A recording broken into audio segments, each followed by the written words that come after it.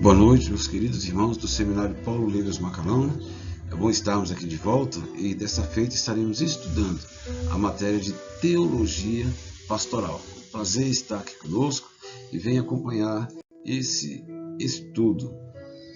Teologia Pastoral ou Pastorologia é a ciência da obra pastoral e ela trata da edificação da igreja. Com relação à igreja, nós temos que lembrar que a igreja é o povo de Deus. E o povo de Deus ele tem dois momentos importantes. O povo de Deus do Antigo Testamento, representado por Israel. Naquela época, quando Deus levantou Israel, o propósito que Deus tinha para com o povo de Israel era de usá-lo para alcançar toda a terra com o conhecimento de Deus, enchendo assim a terra com a sua glória. Mas Israel nunca compreendeu esse chamado de Deus. Não há indícios no Antigo Testamento de preocupação em fazer com que Deus fosse conhecido e amado em outras nações. Não há relatos de missões, não há relatos de empreendimentos para que outras nações viessem conhecer ao Senhor. Israel viveu sempre muito para ele mesmo. Por isso, como ele falhou nessa missão, o Senhor levantou agora um novo povo, que é a igreja do Novo Testamento, o novo Israel. E a igreja está constituída de povos de todas as raças, tribos e nações. Então agora o povo de Deus não está restrito a uma comunidade de pessoas, mas todos os povos. Por isso que Jesus manda e ordena que se pregue o evangelho a toda criatura. Porque é esse povo, cada homem, cada mulher, que é a imagem e semelhança de Deus, que por Deus é considerado como ovelha perdida, é esse povo que é o alvo da igreja e por isso que a igreja foi criada, estruturada com esse propósito. A igreja herdou do Senhor Jesus algumas coisas muito importantes para poder realizar, desempenhar esse ministério. Ela recebeu dons, poder espiritual e autoridade espiritual para o exercício do seu ministério de pregar, curar e ensinar. A igreja, é muito importante nós salientarmos, é propriedade exclusiva do Senhor Jesus. Ainda que Deus levante grandes líderes nas diversas igrejas, mas a igreja é do Senhor. Ele levanta, ele capacita, ele salva, ele fortalece aquela pessoa, deixando muito claro que a atividade de salvação, restauração, pertence ao dono da igreja, que é o Senhor Jesus. E a igreja é representada sob a forma de três figuras. Vamos ver aqui quais são essas figuras. Primeiro, é representada como edifício. Todo edifício, antes, ele é planejado, tem a sua planta, tem que ter uma fundação forte e depois sim é construída para se adequar ao projeto. Da mesma forma, a igreja como edifício, ela foi planejada por Deus, ela nasceu primeiro no coração de Deus.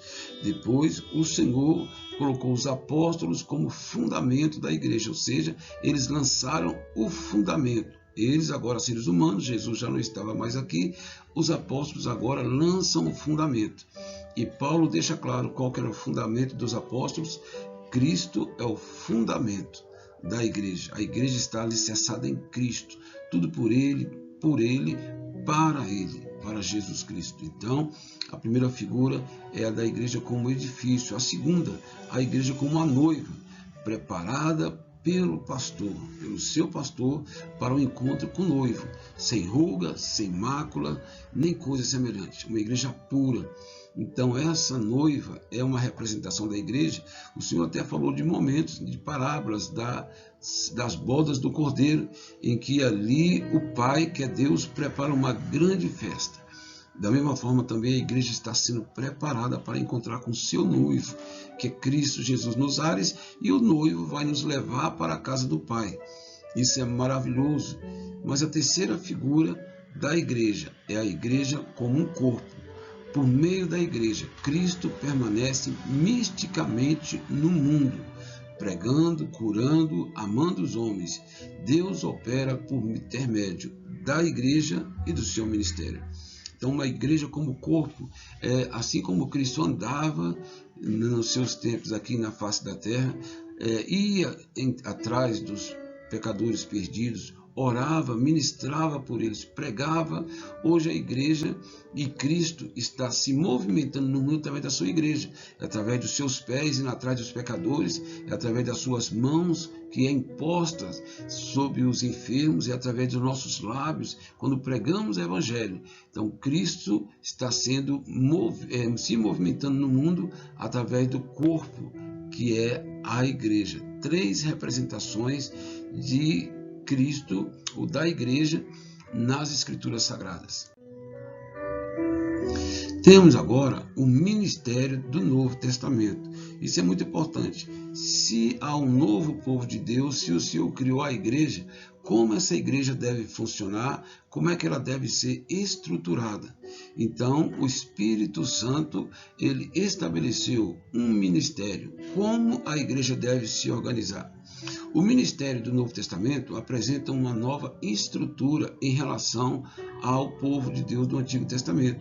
No Antigo Testamento nós tínhamos a figura dos sacerdotes e dos levitas, né? E ali havia a pregação, a exposição da palavra de Deus para o povo de Israel, a intercessão pelos sacerdotes, o sacrifício também, o louvor e o serviço prestado pelos levitas. Como no Novo Testamento não há mais necessidade de sacrifício de animais, algumas coisas mudou. Então o Senhor também agora tem uma nova estrutura para a igreja. E nós vamos ver aqui, de acordo com Efésios capítulo 4, como essa estrutura é montada, como a igreja funciona. Vamos ver aqui os 5 ministérios principais da igreja, mas sabendo que esses ministérios não são únicos. Há situações em que determinada região não adota exatamente o modelo que nós vamos anotar aqui, mas não quer dizer que está totalmente errado.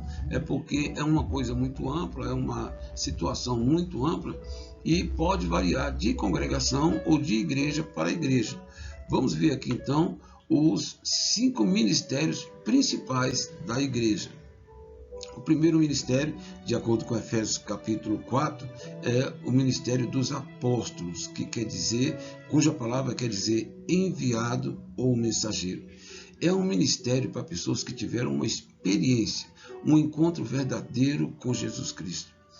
Um apóstolo é diferente de qualquer outro ministério, é uma chamada muito específica, são poucos os que são chamados para esse ministério. Tomando como base, os discípulos do Novo Testamento, nós vemos que a primeira coisa é ter sido chamado por Cristo, chamado para uma missão específica. E é uma coisa muito importante, o ministério apostólico não é só o ministério de dirigir uma igreja.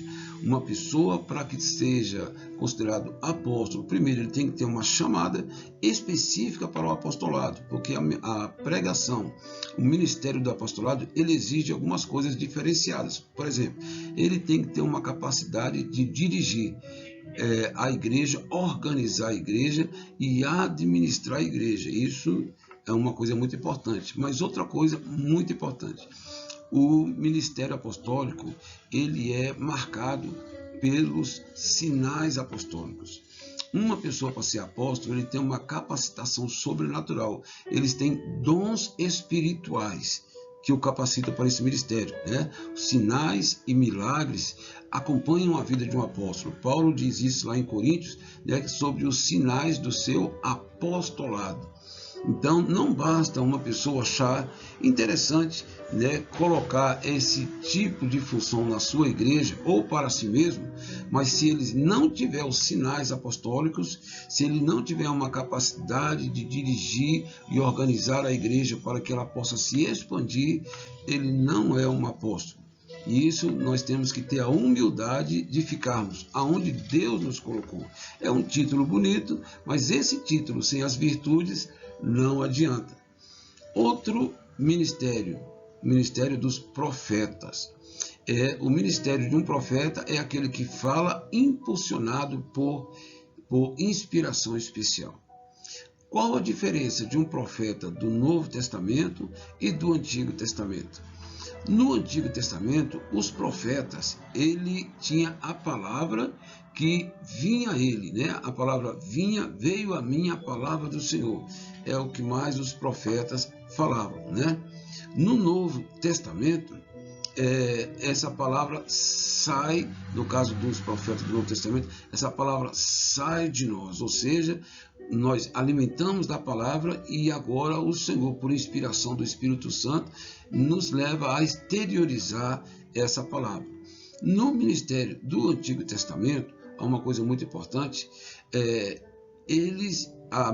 as profecias do Antigo Testamento não podem ser julgadas. Ninguém pode querer julgar se é certo ou errado o livro do profeta Isaías, Jeremias. No Novo Testamento, já as profecias elas devem ser julgadas, analisadas realmente se procedem de Deus. Então a gente vê que já há uma diferença. Enquanto no Antigo Testamento as profecias não podem ser julgadas, as do Novo Testamento elas devem ser avaliadas de acordo com a palavra de Deus se procedem, né? Os profetas do Antigo Testamento receberam a palavra de Deus por inspiração e os profetas do Novo Testamento explicam e iluminam a palavra de Deus por sua inspiração.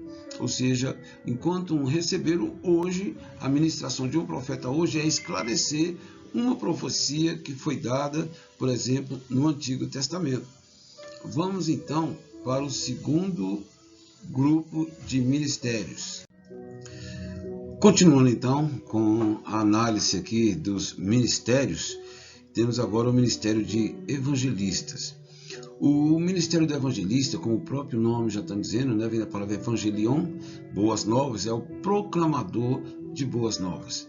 Seu ministério consiste em despertar o povo para a consciência do pecado e a necessidade de salvação. Então, o alvo de um evangelista, o que move o coração do evangelista é ganhar almas para Cristo.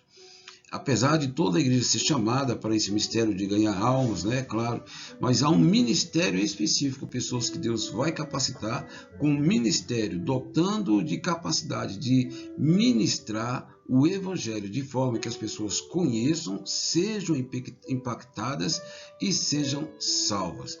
Esse ministério é extremamente importante na igreja e é bom sabermos que ele não é um ministério autossuficiente, né? A pessoa pode ser um grande ganhador de almas, um excelente evangelista, mas às vezes ele não consegue administrar uma igreja. O dom dele é ir atrás das ovelhas e não ficar administrando uma igreja. Por isso que ele depende de outros ministérios, dos apóstolos, pastores e mestres, para consolidarem aquelas almas, né, que vão sendo ganhas pelo evangelista, dando a elas crescimento, ajudando no fortalecimento espiritual. Então, apesar de ser um ministério importantíssimo para a igreja, ele depende de outros ministérios também. Temos agora também o ministério do pastor. Na verdade, a palavra grega para pastor equivale a presbítero ou bispo, que também remete à palavra ancião. Era comum no Antigo Testamento nós termos os sacerdotes, os levitas e os anciãos. Eram três grupos que eram muito respeitados pela comunidade judaica. O ancião, como até hoje o é muito respeitado pela sua experiência, pelo seu conhecimento de vida, pela sua sabedoria. E essa palavra, então, veio transferida para nós também no Novo Testamento. A palavra bispo ou a palavra presbítero, que também equivale a um pastor. Não podemos esquecer que Pedro ele diz que ele era presbítero junto com os demais. Essa é a função de um pastor. Jesus, é claro, ele é o perfeito e o mais perfeito exemplo de pastor. Cuidava das suas igrejas, da sua igreja, alimentava a sua igreja, supria as necessidades da sua igreja, orava, exortava, e então ele fazia todo aquele papel de um pastor que tem a missão de apresentar o seu rebanho para o Pai, porque o trabalho de um pastor consiste em apacentar a igreja e aconselhar, tosquear a igreja, né? No caso, é uma linguagem aí figurada, né? Uma comparação entre uma ovelha e, no caso, um membro de uma igreja que o pastor também tem que cuidar, tirar os carrapichos, né? Através da exortação da palavra de Deus, e guiar essa ovelha para o caminho dos céus. exemplos de pastores nós temos muitos. Nós temos Moisés, que foi um excelente pastor do Antigo Testamento. No Novo Testamento nós temos Tiago, temos Barnabé, temos Paulo, que era um excelente pastor e evangelista. E no Antigo Testamento nós temos ali Samuel, que apacentava o povo de Deus. E temos agora o quinto grupo, que é o grupo dos mestres.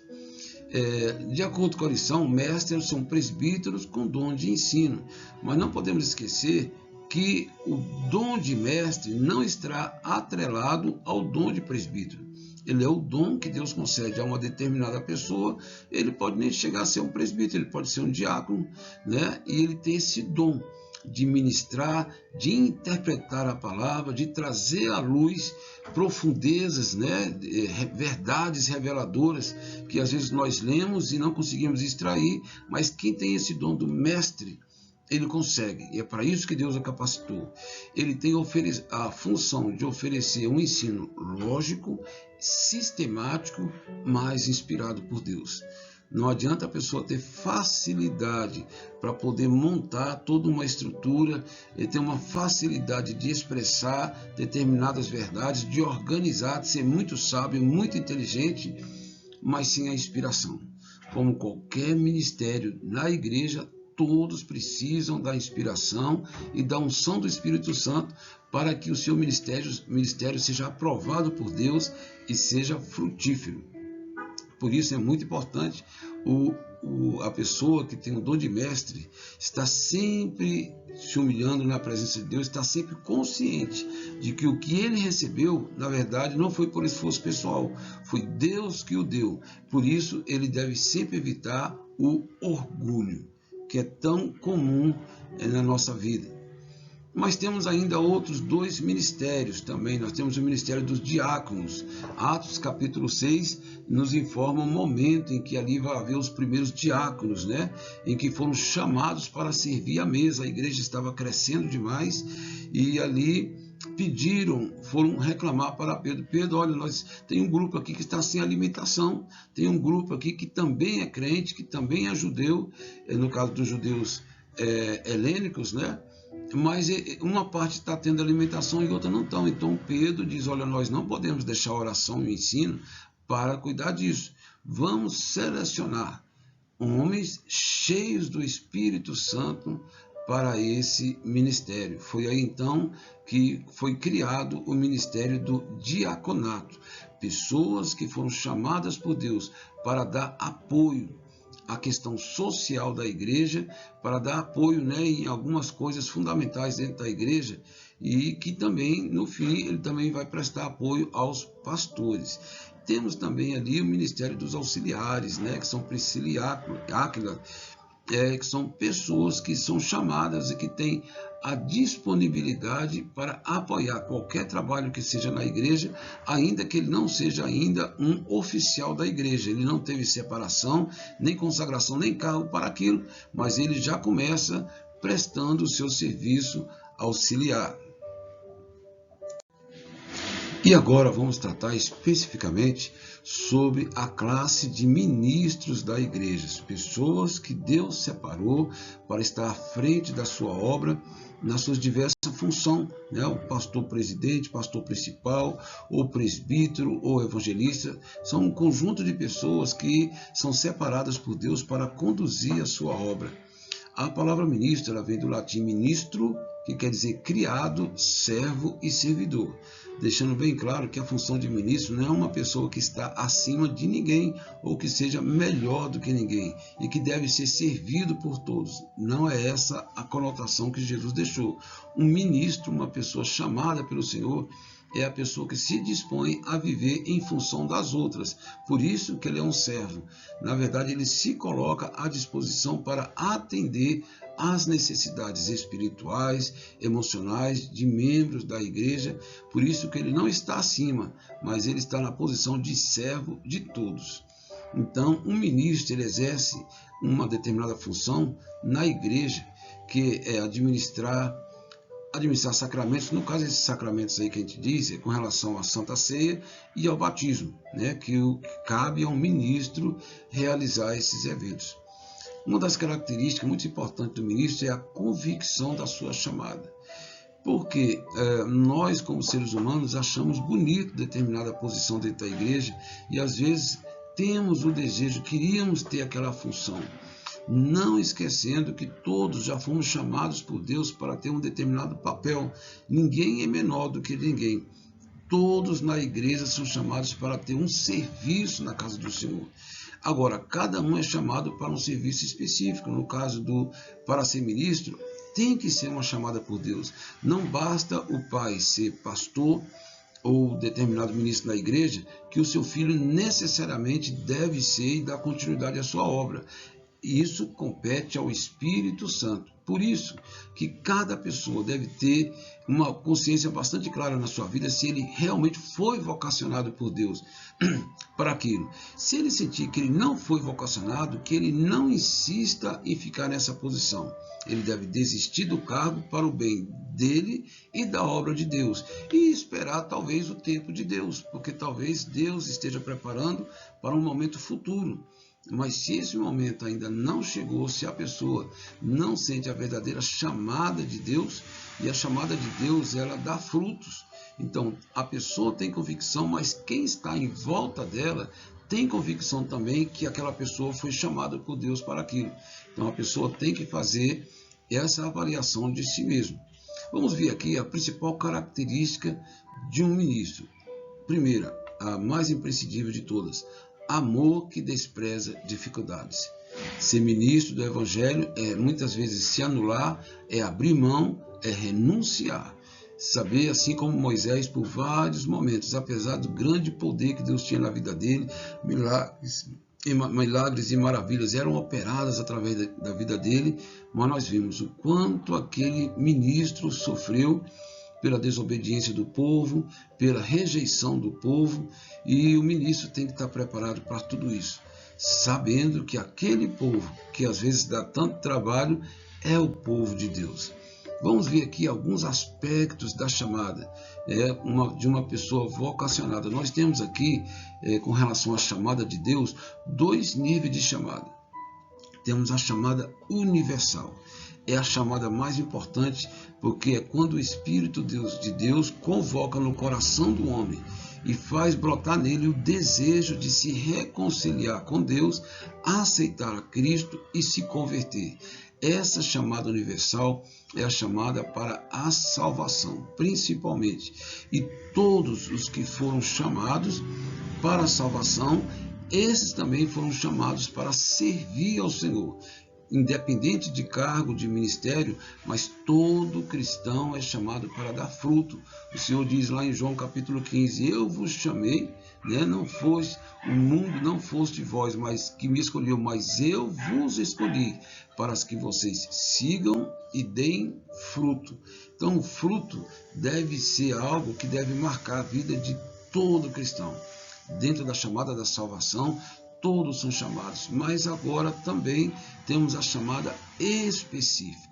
É quando dentro dessa chamada que todos foram chamados, o Senhor agora tem algo especial com alguns dentro da igreja, para que eles vão ser os elementos que vão ajudar na edificação da igreja. Esses são os ministros do Evangelho. São pessoas que têm sido escolhidas por Deus para servir de modo definido como pregadores da fé. Sua chamada, a chamada dessas pessoas com chamada específica, envolve dedicação em tempo integral ao trabalho do Evangelho. Então, nós vemos que essa chamada também não é uma pessoa que tem a iniciativa, é o Espírito Santo de Deus que tem essa iniciativa, toca no coração da pessoa, toca no coração dos líderes e que vão observar, e também a igreja que vão dar um testemunho que determinada pessoa tem uma chamada especial. E agora vamos aqui ao módulo sobre a preparação do ministro. O que envolve todo aquele contexto que envolve para que uma pessoa esteja apta para o ministério. Isso é muito importante. Vamos ver aqui algumas condições para que haja separação de um ministro do Evangelho. Vamos ver aqui a primeira coisa, que é o fundamental: o novo nascimento. Ele é imprescindível essa experiência, pois a igreja é uma organização espiritual e é através do novo nascimento que a pessoa recebe a mente de Cristo, que é o cabeça da igreja, e assim ele possa apacentar o rebanho de Deus.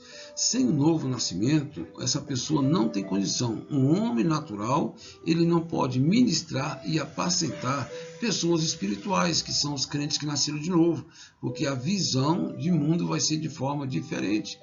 Somente que tem a mente de Cristo, que isso é dado através do novo nascimento, é que tem capacidade de, pelo amor de Deus derramado em seu coração, pela sabedoria de Deus que é derramada sobre a sua vida, conduzir o rebanho de Deus. E ainda mais que o novo nascimento é a prerrogativa para que uma pessoa seja salva. Jesus diz que quem não nascer de novo não pode ver o reino de Deus. Então, primeiro a pessoa tem que passar pela porta da salvação. Ele tem que ser um salvo pelo Senhor quando recebeu o novo nascimento. Ele tem que ter uma experiência com Deus, para então tratar dessa experiência com quem está de fora, com outras pessoas também. É imprescindível o novo nascimento. A segunda característica é o batismo com o Espírito Santo. É extremamente importante, né? E cabe aqui um destaque que ele é essencial, mas não é sinal de perfeição espiritual. Uma pessoa que se converteu, buscou e por fim recebeu o batismo com o Espírito Santo, não dá a ela nenhuma perfeição. É claro que esse batismo vai lhe dar capacitação para servir a Deus com mais intensidade, com mais santidade, com o poder de Deus na sua vida, mas por isso não torna uma pessoa perfeita. E essa questão do batismo era imprescindível e necessário. Tanto é que foi o próprio Senhor que ordenou que ficar em Jerusalém até que do alto sejais revestidos de poder. Quando foram escolher os diáconos, os primeiros diáconos lá no livro de Atos, uma das condições é que sejam homens cheios do Espírito Santo. O Senhor, ele ordena que as pessoas, e os discípulos também, principalmente, aguardassem a promessa de Deus, que era a descida do Espírito Santo, e eles fizeram isso, discípulos, aguardassem essa promessa de Deus, antes de saírem pregando o Evangelho. E há uma coisa muito importante, há uma necessidade de passar pela escola da experiência. É necessário que a pessoa tenha essa experiência pessoal, um ministro com o sobrenatural de Deus na sua vida, porque o ministério é uma obra sobrenatural. A igreja não é uma organização, ela é um organismo vivo, é a representação do poder de Deus sobre a face da terra. Então, o homem de Deus, o ministro de Deus, deve ter essa experiência. Terceira característica, escola da experiência. É necessário que seja desenvolvido uma vida íntima de comunhão com Deus. O ministro deve passar pela transformação do seu caráter e no aprofundamento da vida íntima com Cristo. Então, uma pessoa, quando ela é chamada por Deus, o Senhor vai preparar aquela pessoa. Aquela pessoa vai passar por circunstâncias que lhe darão raízes, porque é necessário que o ministro tenha uma vida séria, uma vida sólida. Ele não pode ser uma pessoa que se deixa levar por emoções. Hoje quer uma determinada coisa, amanhã não quer. Não, o ministro de Deus, ele foi forjado, né? Muitas vezes pelo fogo da luta, das tribulações, e é isso que o fará ser um homem, um obreiro aprovado por Deus.